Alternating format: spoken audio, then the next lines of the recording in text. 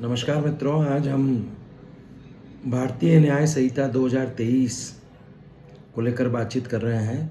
आपको पता है कि जुडिशरी की तैयारी में आपको जो पांचों मेजर एक्ट हैं,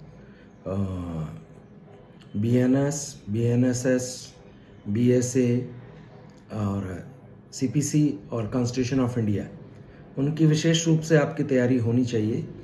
इसी क्रम में आज हम बातचीत कर रहे हैं बीएनएस पर। बीएनएस 2023 जो आईपीसी 1860 थी, उसके स्थान पर आई है।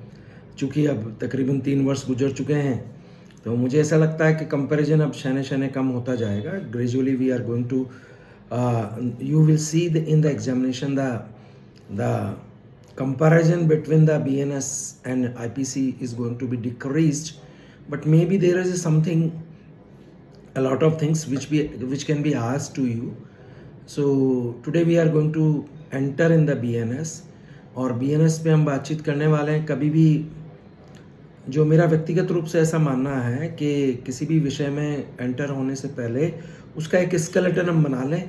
जैसे हम मकान का स्केलेटन बनाते हैं, तो मकान के स्केलेटन में आप देखेंगे कि पहले एक मैप बनता है, फिर आजकल 3D डायग्राम भी बनने लगे हैं। साथ ही साथ पहले एक स्केलेटन तैयार होता है। तो स्केलेटन के जो लेवल ए है, उसमें हम जो बातचीत करेंगे वो इंडेक्स की बात करने वाले हैं कि कितने अध्याय है, कितने चैप्टर, कितने अध्याय है, कितने सेक्शंस हैं, और सेक्शंस में भी क्या कोई एक सीक्वेंस है क्या। तो जब हम देखते हैं तो पूरी बीएनएस 358 सेक्शन के माध्यम से 20 चैप्टर में डिवाइड है। There are 358 sections and 20 chapters.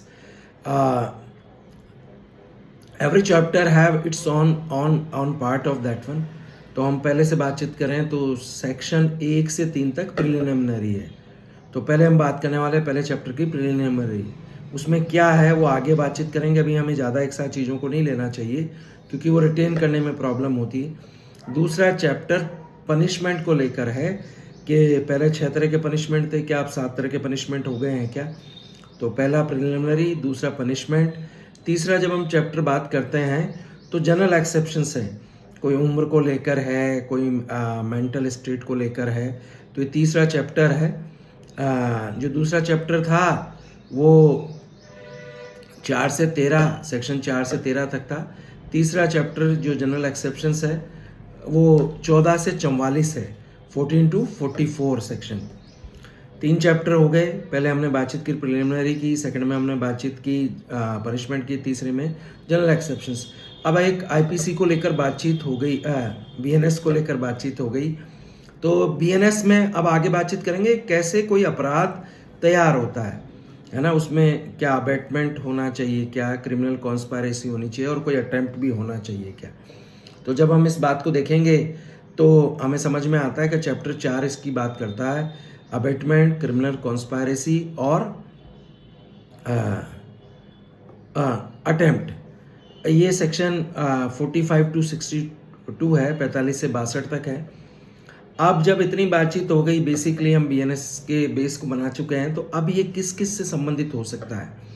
तो चूँकि बीएनएस का मैंडेट ये है कि हमें एक सामाजिक रचना में कलेक्टिवली सोचना है।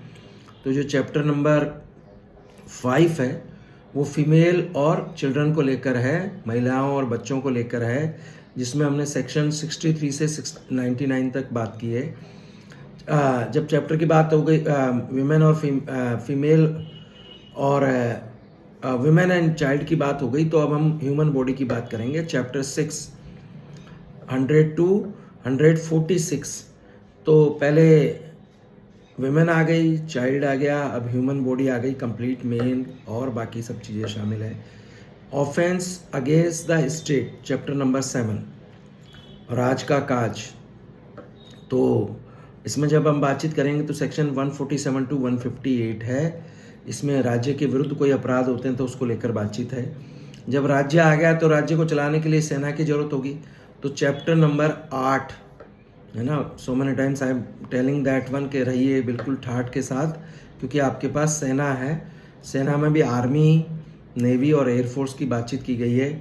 इसका सेक्शन नंबर 159 टू 168। अब जब राज्य हो गया, सेना हो गई, वुमेन चाइल्ड और ह्यूमन बॉडी हो गई, ह्यूमन हो गए, तो अब उसके बाद इलेक्शन की बातचीत होती है कि डेमोक्रेटिक वे में इलेक्शन होना चाहिए। तो those offences related to elections in chapter number 9, section इसका 169 टू 177 है। फिर उसके बाद जब इतनी बात हो गई तो अब राज्य को चलाने के लिए कहीं ना कहीं धन की आवश्यकता होगी। तो ऑफ ऑफेंस ऑफ कोइंस, अनार, करेंसी नोट, बैंक नोट और गवर्नमेंट स्टैम्प, ये 4 इसमें जो पार्ट है वो है ये 178 से लेकर 188 तक है। यहाँ जाकर हमारे चैप्टर 10 बंद हो गए, 10 पूरे हो गए। इसको 5-5 के 2 पार्ट में हम बांट सकते हैं। अब आगे बातचीत करते हैं। जब स्टेट आ गया, ह्यूमन बीइंग्स आ गए, सब कुछ शामिल हो गया, तो अब पब्लिक ट्रंक्विलिटी की बातचीत होगी। चैप्टर नंबर 11 है 189 टू 197।